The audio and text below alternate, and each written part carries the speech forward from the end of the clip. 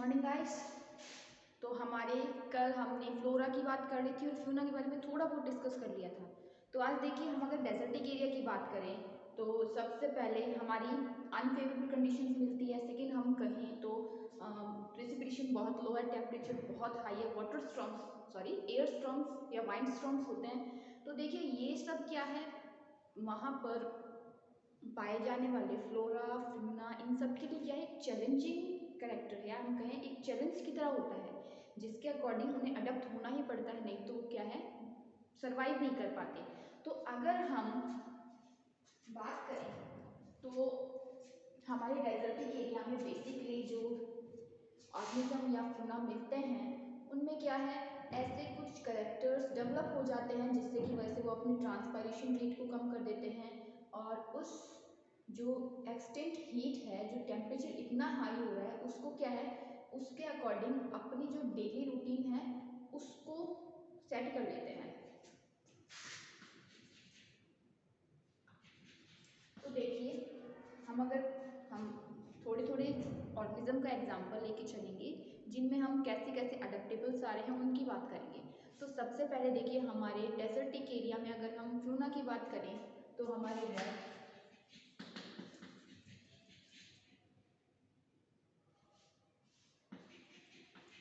Kangaroo,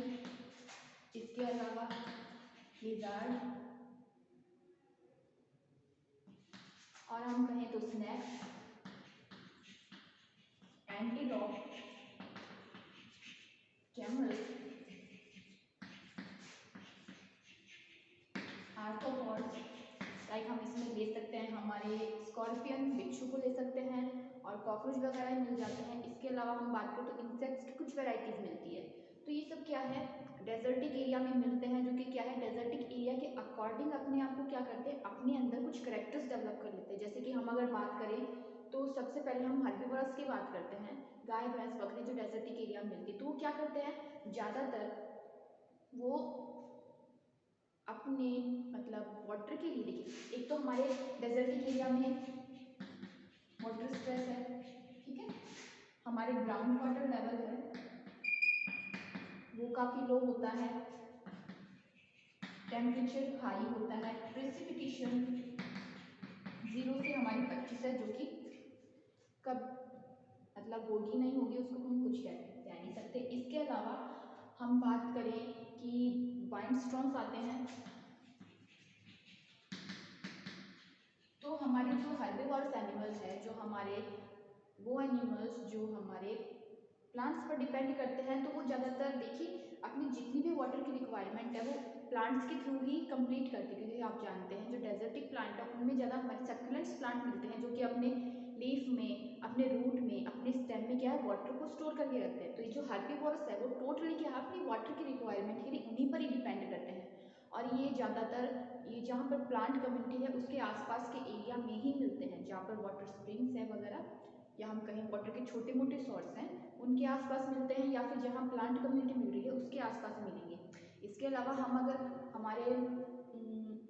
arthropods या insects की बात करें तो उनमें क्या, उनके ऊपर जैसे हम बात करें स्कॉर्पियन की लेके चलते हैं, हम आंट्स की लेके चलते हैं, या हम ऐसे कोई छोटे मोटे कीड़े वगैरह लेके चलते हैं, तो इन सब पे क्या है ऊपर काइटिन शेल मिलता है, काइटिन का कवच मिलता है। अब उस काइटिन के शेल के कारण क्या होता है, ये वहाँ के जो टेम्परेचर है, जो हाई टेम्परेचर है, एक्सट्रीम टेम्परेचर है, उसको क्या, उसको सहन कर लेते हैं। और सेकेंड एडवांटेज ये है कि वो काइटिन का जो शेल है उनकी ट्रांसपायरेशन रेट को भी क्या है, नहीं सॉरी, उनके एक तो टेम्परेचर से बचा के रखता है, ऊपर से उनकी जो ट्रांसपायरेशन रेट है या हम कहें जो बॉडी के थ्रू इवेपोरेटिंग की रेट है उसको भी कम कर देता है। और जैसे हम बात करें कि हम एक तो हम ह्यूमन बॉडी की बात करें तो एक तो हमारे ट्रांसपायरेशन के थ्रू हम क्या है एनवायरनमेंट में कुछ वेपर छोड़ते हैं। इसके अलावा हमारी बॉडी के थ्रू भी हम बात करें श्वेत की या पसीने के थ्रू भी हम क्या है बॉडी में वेपर को रिलीज तो करते ही हैं। तो ऐसे क्या करता है, ये काइटिन का जो शेल है उनसे इवेपोरेटिंग की रेट को कम कर देता है। वहीं हम अगर बात करें तो कैमल की, तो कैमल में आप देखिए हम जब भी हम जीरो फाइट्स या हम हाँ देखिए जीरो फिट सॉरी डेजर्ट में जो हमारे मिलते हैं एनिमल्स उन्हें जीरो कैल्स कहते हैं, क्योंकि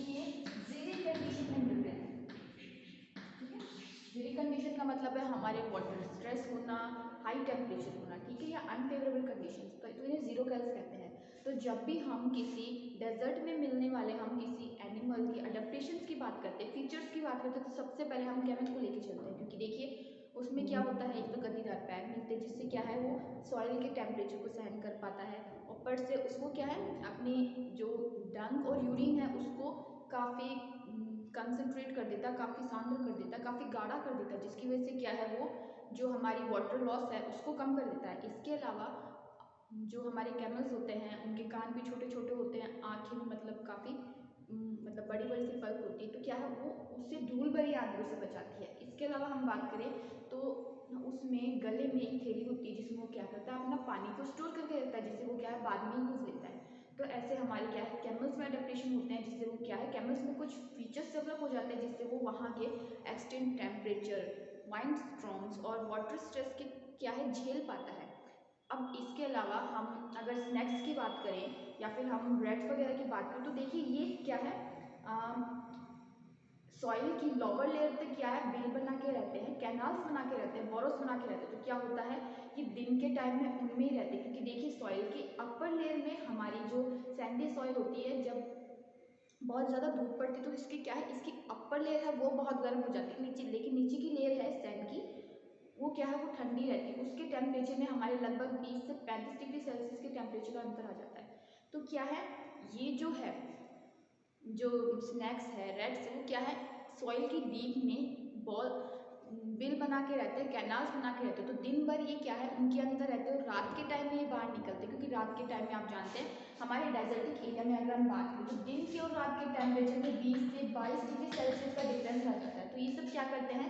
दिन के टाइम में अपने बिलों में रहते हैं, रात के टाइम में बाहर निकलते हैं और जितने भी अपनी डेली रूटीन का काम है, हम शिकार की बात करें या हम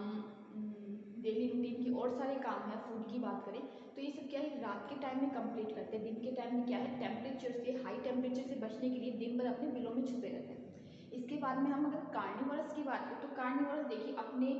पूरे वाटर के लिए वाटर रिक्वायरमेंट के लिए अपने एक्सप्लॉइट या हम कहें अपने शिकार या अपने प्रे पर डिपेंड रहता है, ठीक है, वो उसी के मीट के थ्रू या उसी एनिमल या एक्सप्लॉइट एनिमल अपने शिकार के थ्रू भी अपनी वाटर की अवेलेबिलिटी को कंप्लीट करता है, ठीक है, सॉरी वाटर की रिक्वायरमेंट को कंप्लीट करता है। और हमारे जो देखिए हमने बात कर ली है रेड वगैरह जो क्या है बिलों में रहते हैं, लिजार्ड वगैरह हैं ये भी क्या है रात के टाइम में बाहर निकलते हैं, स्नैक्स भी रहते हैं और आर्थ्रोपॉड्स वगैरह में काइटिन का शेल होता है, कैमल में बहुत सारे फीचर्स आ जाते हैं। और हर्बीवोरस क्या है हमारी टोटली वाटर के लिए हमारी वाटर स्ट्रेस को सहन करने के लिए वाटर की रिक्वायरमेंट को कंप्लीट करने के लिए किस पे डिपेंड है पौधों पर डिपेंड है, ठीक है। अब देखिए कुछ एनिमल्स ऐसे होते हैं जो क्या करते हैं अगर टेम्परेचर बढ़ जाता है तो वो अपने इलाके से कहीं और चले जाते हैं, तो उनमें क्या है इमिग्रेशन की एक कैरेक्टर्स मिलता है कि अगर उनके अगर आसपास का एनवायरनमेंट या हम कहें उनका हैबिटेट का एनवायरनमेंट अगर उनके अकॉर्डिंग नहीं है तो वो वहाँ से इमिग्रेट हो जाते हैं, वहाँ से प्रवास कर लेते हैं, ठीक है। तो कुछ एक में ये फीचर्स मिलता है। इसके अलावा हम बात करें तो कोल्ड डेजर्ट में देखिए, ठीक है, ये सब तो क्या थे ड्राई डेजर्ट में जो एनिमल मिल रहे थे उनके फीचर्स थे। अब अगर हम कोल्ड डेजर्ट की बात करें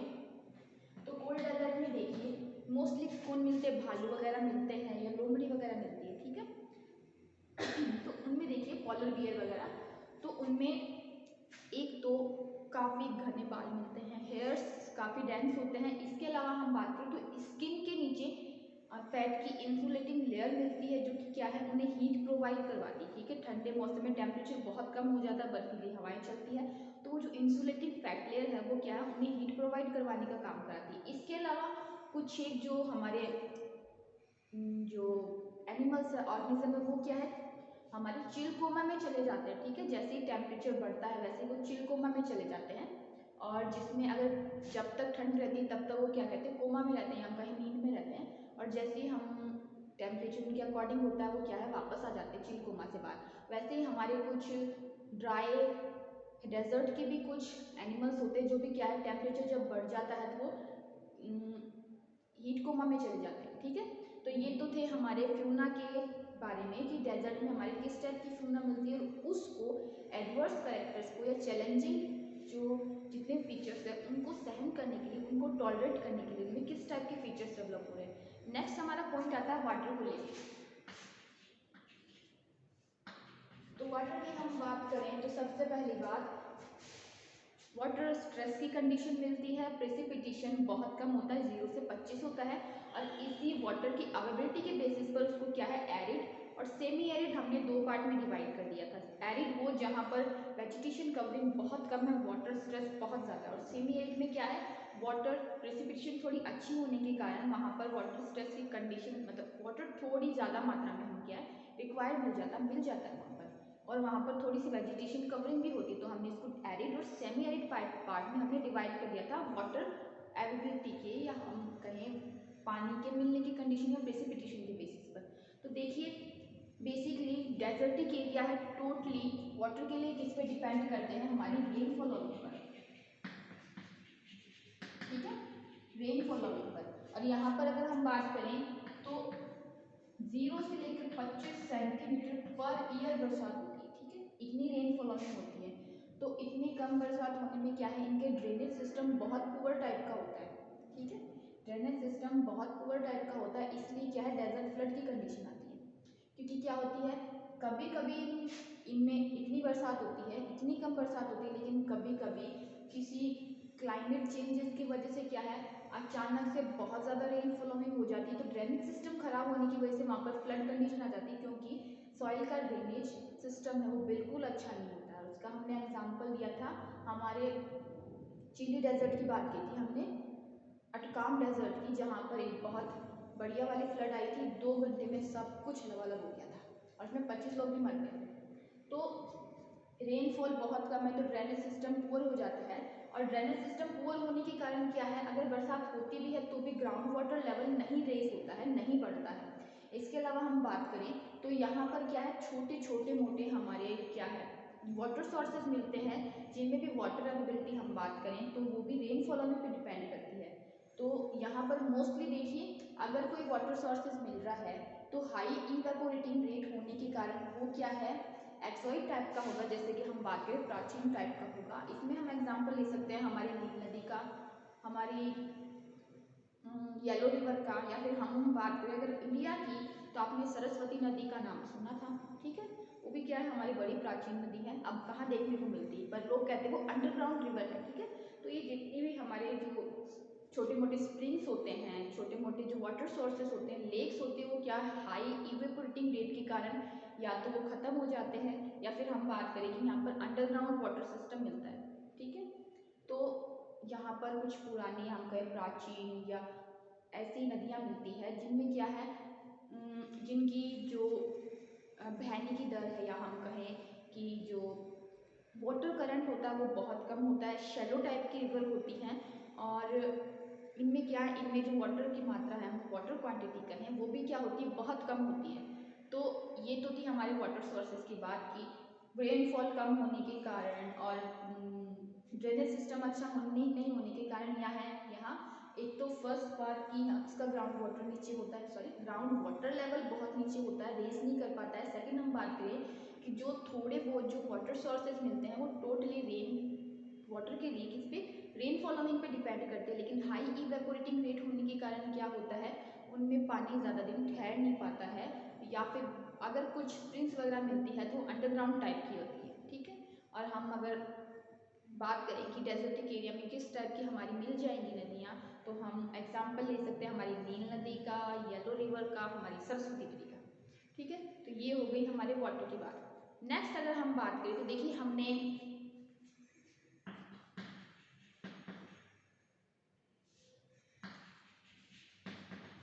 फिजियोग्राफी की बात कर ली थी, ठीक है, यानी हमने फर्स्ट हमने फिजियोग्राफी की बात की तो वहाँ पर मिलने वाली थोड़ी बहुत फ्लोरा फौना क्लाइमेट इन सब की बात की थी। उसके बाद हमने इनके जो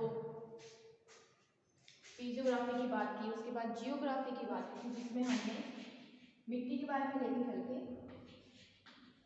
अब हम डेजर्ट की टोपोग्राफी के बारे में बात करते हैं। टोपोग्राफी मतलब स्थलाकृति, या हम कहें कि वहाँ पर किस टाइप की मतलब हमारे जो लैंड है उसका पैटर्न किस टाइप का है, इसकी बात हम किस में करते हैं, टोपोग्राफी में। तो जैसे कि वहाँ पर कोई माउंटेन प्रेजेंट है, या देखिए डेजर्ट फॉर्मेशन में सबसे ज़्यादा मेन काम किसका होता है, माउंटेन का, क्योंकि वो क्या करता है, रेन पैटर्न को, वाइंड पैटर्न को या तो ब्लॉक कर देता है, या फिर क्या है, हमारे जो डेजर्टिक एरिया उसको दो पार्ट में डिवाइड करके दो अलग अलग कम्युनिटी का फॉर्मेशन कर देता है। माउंटेन्स के कारण क्या होता है, हमारे कई बार क्या होता है, माउंटेन एकदम ब्लॉक्ड एरिया बनाते हैं जिससे ना वाइंड की स्पीड या तो कम हो जाती है या बहुत तेज हो जाती है, जिसकी वजह से क्या है, लैंड एरिया का फॉर्मेशन हो जाता है, हम कहीं पठारी पार्ट का फॉर्मेशन हो जाता है। तो कैसे वहाँ पर सैंड ड्यून्स मिल रहे हैं, माउंटेन एरिया कैसा है, या हम बात करें कि प्लेन एरिया कैसा है, तो इसके बारे में हम जितनी भी बातें वो हमारी टोपोग्राफी से में आएगी।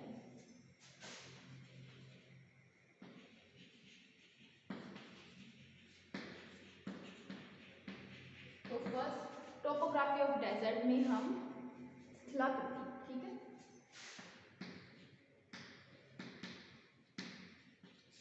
स्थलाकृति यानी स्थल पर आकृति कैसी है, डेजर्ट की स्थल की आकृति कैसी है, ये हमारी है टोपोग्राफी। तो फर्स्ट कि कोई भी डेजर्ट है, डेजर्ट के फॉर्मेशन के लिए रिस्पॉन्सिबल, हाँ हमने एक पॉइंट लिया था बहुत पहले, एक ग्लोबल स्पिन का। तो आज के न्यूज़पेपर में, मेरे आज के न्यूज़पेपर में, आपका भी आज का ही है, तो आज के न्यूज़पेपर में एक रेट आई है कि हमारी जो अर्थ है उसकी ग्लोबल स्पिन थोड़ी तेज़ हो गई है, जिससे हमारे दिन के टाइम में 0.5 मिली सेकेंड का अंतर पड़ा है, ठीक है, दिन में 24 घंटे में 0.5 मिली सेकेंड कम हो गया, ठीक है। तो बहुत कम पार्ट है, लेकिन हमारी जो अर्थ की ग्लोबल रेट है, सॉरी ग्लोबल स्पिन है, वो तेज़ हो गया है। तो ये कभी कभी होने वाली चीज़ें हैं, तो उसका, तो हाँ, तो हम थे स्थलाकृति पर या हमारी टोपोग्राफी पर। तो देखिए किसी भी डेजर्ट के फॉर्मेशन में माउंटेन एज ए बैरियर काम करता है। जैसे हम एग्जांपल लें तो हमारे थार डेजर्ट में हमारे अरावली का कुछ पार्ट सेमी एरिड जोन में इंक्लूड होता है। वहीं हम बात करें तो अटमान डेजर्ट के आसपास भी रॉकी माउंटेन चेन है, उसकी वजह से, ठीक है। और हम कुछ प्लेन्स का फॉर्मेशन भी कर देता है, क्योंकि क्या है, माउंटेन जहाँ लगता है तो किसी भी इकोसिस्टम को दो पार्ट में डिवाइड कर लेता है, ठीक है। मान लीजिए इकोसिस्टम है, इसके बीच में यहाँ किसी माउंटेन रेस हो गया है, तो ये क्या है, इसने इस इकोसिस्टम को दो पार्ट में डिवाइड कर दिया है। तो किसी भी माउंटेन के कारण क्या है, डेजर्ट इकोसिस्टम पर या हम कहें डेजर्टिक एरिया पर असर पड़ता है, वो उस पर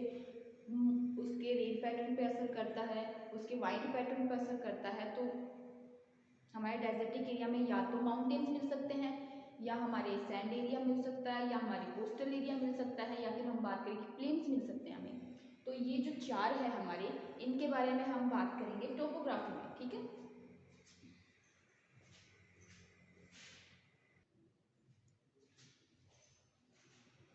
तो देखिए हमारे टोपोग्राफिक फैक्टर्स में हम फर्स्ट से भी चल रहे हैं हमारे माउंटेन। तो माउंटेन एक फिजिकल बैरियर के रूप में काम करता है, जो कि किसी भी इकोसिस्टम को, अगर कोई भी माउंटेन रेज होता है तो वो किसी भी इकोसिस्टम को दो पार्ट में डिवाइड कर देता है। अब वो दो पार्ट में क्लाइमेट भी अलग अलग हो जाती है, क्योंकि क्या है, माउंटेन वेजिटेशन पैटर्न के लिए क्या है, एक बैरियर का काम करता है। इसके अलावा हमारी रेन पैटर्न के लिए भी बैरियर का काम करता है, वाइंड पैटर्न के लिए भी, वाइंड वेलोसिटी के लिए भी बैरियर का काम करता है। तो देखिए अगर हम एग्जाम्पल लेके चले तो हमारे राजस्थान का एग्जाम्पल लेके चलते हैं। हमारी जो अरावली है वो इस स्टेट में है, हमारे राजस्थान में, ठीक है, थोड़ा सा ऐसे मान लीजिए ये राजस्थान है, तो इस शेप में हमारी अरावली है। तो क्या है, इसने हमारे राजस्थान को दो पार्ट में डिवाइड कर दिया है, जिसके कारण इस साइड तो हमारी क्या है, मतलब इस साइड हमारे डेजर्टिक एरिया का फॉर्मेशन हो गया, लेकिन इस साइड क्या है, रेनफॉल भी अच्छी हुई, क्योंकि देखिए हमने कई बार बात की है कि अगर जो हमारी बंगाल की खाड़ी से जो मानसून पैटर्न आता है वो क्या है, अरावली पर्वतमाला, क्या है, अरावली माउंटेन चेन के कारण क्या है, वो डेजर्टिक एरिया में, उसके कारण बरसात नहीं होती है। वो जो यहाँ से आता है वो अरावली पर्वत, अरावली के सारे सारे क्या है, हमारे ऊपर की ओर निकल जाता है। वहीं हम बात करें तो बे ऑफ बंगाल की तरफ से जो मानसून पैटर्न आता है वो भी क्या है, इसके सारे सारे ऊपर निकल जाता है, लेकिन उसका कुछ पार्ट यहाँ बरसात करके जाता है। और ठीक है, तो देखिए माउंटेन है फिजिकल बैरियर के रूप में काम कर रहा है, जिसकी वजह से क्या है, कोई भी लैंड है वो दो बायोम्स में चेंज दो बायोम्स में डिवाइड हो जाता है और उनकी क्लाइमेट भी अलग अलग हो जाती है। जैसे कि हम एग्जांपल ले तो हमारी अरावली ने राजस्थान को दो बायोम में कन्वर्ट कर दिया। इस साइड तो क्या है हमारा डेजर्टिक एरिया, यहाँ क्या है हमारे अच्छी टाइप की सॉइल मिल रही, वेजिटेशन पैटर्न अच्छा है, रेन फॉलोइंग भी अच्छी हो रही है। तो माउंटेन पैटर्न के कारण कोई भी बायोम दो पार्ट में डिवाइड हो रहा है। वहीं वो क्या करता है, हमारे जो रेनफॉल पैटर्न है उसमें बैरियर का काम करता है। इसके अलावा जो वाइंड है उसमें भी वाइंड पैटर्न में भी क्या है बैरियर का काम करता है। तो फिजियोग्राफी की बात करें तो डेजर्ट में अगर माउंटेन है तो क्या है फिजिकल बैरियर है, और उसके साथ साथ वो फिजिकल बैरियर कैसे है क्योंकि वो वाइंड पैटर्न, एनुअल रेनफॉल, इन सब पे पैटर्न में एज ए बैरियर काम करता है, चेंज कर देता है और क्या है किसी भी बायोम को दो पार्ट में कन्वर्ट कर देता है। तो ये तो हुई हमारी बात माउंटेन की। इसके अलावा हम एग्जांपल ले तो हमारे जो हमारा साउथ अमेरिका है उसके इस साइड, ठीक है, यहाँ यहाँ हमारा मतलब अभी आपको मैप तो बना के दे नहीं सकती मैं, तो ये मान लीजिए मान के चलिए ये हमारा जो साउथ अफ्रीका है उसके इस साइड साउथ वाले साइड में हमारे क्या है चिली वाला डेजर्ट है, अर्थमान डेजर्ट है, जिसके जस्ट सहारे पर ये हमारी एक रॉकी माउंटेन चेन चलती है। इस रॉकी माउंटेन चेन के कारण क्या होता है हमारे जो अर्थमान डेजर्ट है उसका वेजिटेशन पैटर्न और प्रेसिपिटेशन पैटर्न क्या है चेंज हो जाता है, इसलिए यहाँ पर क्या है डेजर्ट एरिया का फॉर्मेशन है। नेक्स्ट हम अगर हमारे टोपोग्राफिकल फैक्टर्स लेके चलें तो हमारे सैंड ड्यून्स लेके चल सकते हैं। अब देखिए सैंड ड्यून्स का फॉर्मेशन सबसे पहली बार डेजर्टिक एरिया में सॉइल है वो क्या है सैंडी सॉइल मिल सकती है, कोरस कंपोजिशन मिल सकता है, ग्रेवल मिल सकता है। अभी सैंड ड्यून्स के फॉर्मेशन के लिए आप ऐसे मान के चलिए ऐसी जगह जहाँ पर खूब सारी मिट्टी हम कहें मिट्टी का पहाड़ मान के चलिए सैंड ड्यून्स, ठीक है, टीले, तो इनका फॉर्मेशन क्या होता है, इनका फॉर्मेशन वाइंड वेलोसिटी के कारण होता है, ठीक है, हाई वाइंड वेलोसिटी के कारण ट्रांसपोर्टेड सॉइल एक जगह इकट्ठा हो जाती है, उसके बाद क्या होते हैं सैंड ड्यून्स बनते हैं। लेकिन अगर हम बात करें तो ये सैंड ड्यून्स है ये भी ट्रांसपोर्टेड टाइप के होते हैं क्योंकि ये वेलोसिटी के साथ क्या है मिट्टी है सॉइल है वो उड़कर ट्रांसपोर्ट होती रहती है। तो ये जो सैंड ड्यून्स है वो शिफ्टेड टाइप के होते हैं, या हम कहें कि ये ट्रांसपोर्टेड टाइप के होते हैं। ट्रांसपोर्टेड टाइप के जो सैंड ड्यून्स है उनको एक स्पेसिफिक नाम दिया गया है। अब देखिए ये जो सैंड ड्यून्स है बेसिकली हमारे ड्राई डेजर्ट एरिया या हम कहें जहाँ पर सैंडी सॉइल मिल रही है और जहाँ की वाइंड वेलोसिटी बहुत तेज है उन एरियाज में मिलेंगे। तो एग्जांपल ले तो ये सैंड ड्यून्स है, शिफ्टिंग सैंड ड्यून्स, ये हमारे अरेबियन डेजर्ट में मिल सकते हैं, हमारे सहारा डेजर्ट में मिल सकते हैं, इसके अलावा निम डेजर्ट में मिल सकते हैं, और हम ये मिलते हैं सिम्पसन डेजर्ट में, ठीक है, सिम्पसन डेजर्ट, हमारे सहारा डेजर्ट, निम डेजर्ट, और हम बात करें तो हमारे ग्रेट बेसिन डेजर्ट और Arabian desert.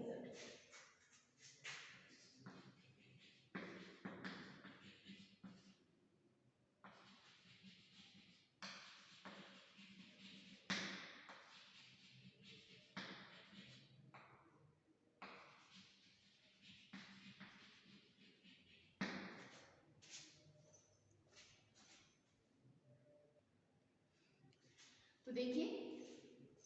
Simpson desert, Sahara desert, निम डेजर्ट, अरेबियन डेजर्ट और ग्रेट बेसिन डेजर्ट, इसमें क्या है हमारे ये शिफ्टेड ड्यून्स मिलते हैं। अब देखिए क्योंकि ये शिफ्टेड ड्यून्स है इनकी क्या है ये ट्रांसपोर्टेड होते हैं और इनकी ट्रांसपोर्टेड के लिए वाइंड वेलोसिटी रिस्पॉन्सिबल होती है, तो इनके क्या है इनका शेप भी कन्वर्ट होता रहता है, क्या है ये अपनी जगह तो खुद चेंज करते ही हैं उसके साथ साथ क्या करते हैं अपने शेप भी चेंज करते रहते हैं। क्योंकि मान लीजिए ये कोई सैंड ड्यून्स है, सैंड ड्यून्स क्या है हमारे सैंडी बहुत खुला सा ओपन सा सैंडी एरिया या हम कहें छोटे छोटे सैंड माउंटेन जो कि क्या है मिट्टी से बनते हैं। तो देखिए अगर मान लीजिए सैंड ड्यून्स है तो अगर वाइंड वेलोसिटी के कारण इस ठीक है हमारी वाइंड वेलोसिटी इस हो रहा है तो ये क्या है धीरे धीरे हाई वाइंड वेलोसिटी, हमने वाइंड वेलोसिटी की बात की 7.1 मील्स पर आवर की रफ्तार से हवा चलती, तो इतनी तेज हवा की रफ्तार होने के कारण क्या है ये जो है वाइंड वेलोसिटी ये अपने डायरेक्शन के साथ साथ ये क्या है यहाँ से जो सॉइल है उसको ट्रांसपोर्टेड करती जाएगी, धीरे धीरे क्या है ये सैंड ड्यून्स का जो आकार है या हम कहीं शेप चेंज होती जाएगी, ठीक है। और वहीं ये क्या है, ये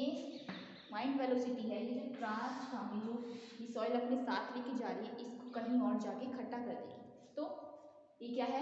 ये ट्रांसपोर्टेड है सैंड ड्यून्स। इसके अलावा इनकी क्या, इनकी शेप चेंज होती रहती है और ये बेसिकली उन ड्राई डेजर्टिक एरिया मिलते हैं और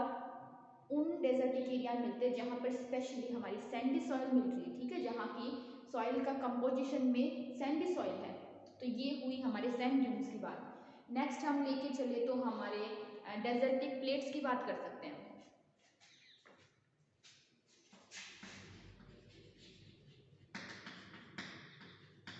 डेजर्टिक प्लेट्स, अब देखिए ये डेजर्टिक प्लेट्स, अब डेजर्ट है, मिट्टी मिल जाएगी, टीले मिल जाएंगे, पहाड़ भी चलो मान लिया मिल जाएंगे, लेकिन अगर प्लेट्स की बात करें तो थोड़ा सा मुश्किल है मानना कि डेजर्टिक एरिया में प्लेट्स मिलेगी, या हम कहें मैदान या पठार टाइप कुछ मिलेगा। तो ये जो मिल रहे हैं इसके दो रिस्पॉन्सिबल कारण हैं, एक तो हमारे माउंटेन्स, ठीक है, और एक हमारी वाइंड वेलोसिटी। अब देखिए थोड़ी देर पहले हमने बात की थी कि ये जो माउंटेन्स है वो एज ए बैरियर काम करते हैं हमारी वाइंड वेलोसिटी पर, ठीक है सर, है ना।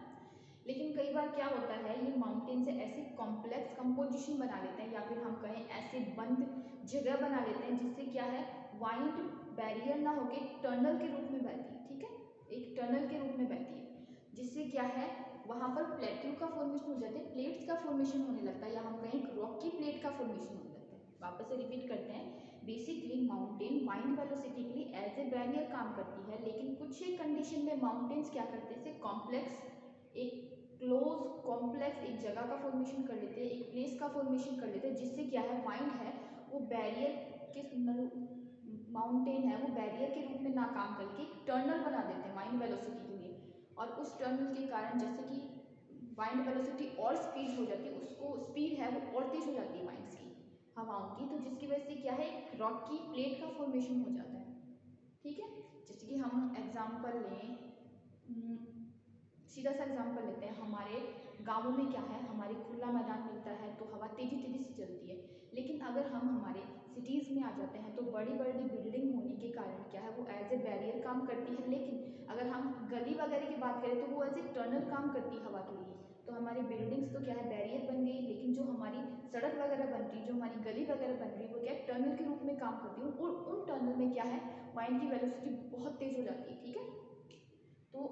ऐसे क्या है प्लेट्स का फॉर्मेशन होता है माउंटेन में। अब देखिए माउंटेन सैंड ड्यून्स और प्लेट्स वगैरह होने के कारण जो हमारे वेजिटेशन कवरिंग वो स्कैटर्ड टाइप की होती है, बिखरी हुई छितरी टाइप की होती है, ठीक है, मतलब ऐसे नहीं जैसे फॉरेस्ट वगैरह या हम ग्रासलैंड एरियाज की बात करें तो वहाँ पर क्या है फॉरेस्ट वगैरह में तो क्या है एक जगह मिल जाएगी, डेंस कंपोजिशन हो जाएगा वेजिटेशन की। वहीं हम बात करें तो ग्रासलैंड एरिया में डेंस कंपोजिशन भी हो सकता है और स्कैटर्ड कंपोजिशन भी हो सकता है, लेकिन अगर हम सिर्फ अपने डेजर्टिक एरिया की बात करें तो हमारे वेजिटेशन वो स्कैटर्ड कंडीशन में मिलेगी, एक यहाँ दूसरी वहाँ तीसरी वहाँ ऐसे टाइप में मिलेगी, बिखरी हुई मिलेगी, तो वेजिटेशन कवरिंग हमारी क्या है बहुत कम है। फिर हम जो हमारा चौथा पॉइंट लेके चल सकते थे कि माउंटेन हो गया, सैंड ड्यून्स हो गया, नेक्स्ट हमारा हो गया डेजर्टिक प्लेट्स। उसके अलावा हम अगर सलाह करते हैं कि हम टोपोग्राफी की बात करें तो कुछ एक वाटर रिसोर्सेज भी मिल सकते हैं, तो वो वाटर रिसोर्सेज क्या है, या तो हमारे अंडरग्राउंड हो सकते हैं या हमारे एक्सोटिक टाइप के हो सकते हैं। एक्सोटिक टाइप के हम एग्जाम्पल ले तो हमारी सरस्वती नदी आ जाए, सरस्वती नदी अंडरग्राउंड वाटर सिस्टम है, और जो हमारी एक्सोटिक में हम नील नदी ले सकते हैं, हमारी येलो रिवर ले सकते हैं हमारी, ठीक है, तो उनको इंक्लूड कर सकते हैं। तो लो प्रेसिपिटेशन के कारण, लो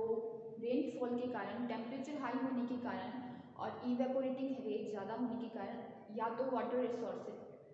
फर्स्ट बात वाटर रिसोर्सेज हैं तो क्या है वाटर अवेलेबिलिटी के लिए किस पे प्रेसिपिटेशन पे या रेन पे डिपेंड करेंगे, लेकिन हाई टेम्परेचर होने के कारण और इवेपोरेशन रेट ज़्यादा होने के कारण क्या है जो हमारे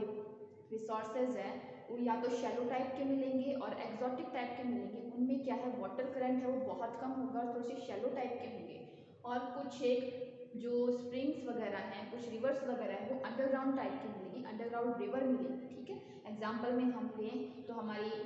सरस्वती नदी ले सकते हैं, या फिर आपको एक कॉमन सा एग्जाम्पल दूँ तो आप सबने लोहागढ़ का नाम सुना, तो लोहागढ़ में भी अंडरग्राउंड वाटर सिस्टम कह सकते हो आप उसको, क्योंकि पानी कहाँ से आता है किसी को नहीं पता उसमें, ठीक है। तो उसको भी आप क्या है एक अंडरग्राउंड वाटर सिस्टम के रूप में ले सकते हो। तो ये हुआ हमारी टोपोग्राफी की बात, ठीक है, जिसमें हमने माउंटेन्स की बात की, सैंड ड्यून्स की बात की, प्लेट्स की बात की, वाटर रिसोर्सेज की बात की। अब हम अगर ले सकते हैं तो कोस्टल एरिया वाले की बात करें तो कोस्टल एरिया में देखिए आप, कोस्टल एरिया में हम स्पेशली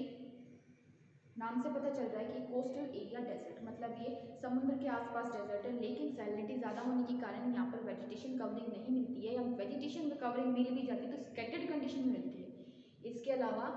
तो इसकी अगर हम कोस्टल एरिया डेजर्ट की टोपोग्राफी की बात करें तो माउंटेन्स भी आ जाएंगे, सैंड ड्यून्स की जगह क्या है हमारे जो सॉइल की आ जाएगी कि सॉइल क्या है सैलिनिटी अधिक ज़्यादा होने के कारण हमारे जो वेजिटेशन वो कवरिंग नहीं हो पाती, ठीक है। तो ये होगी हमारी टोपोग्राफी की बात।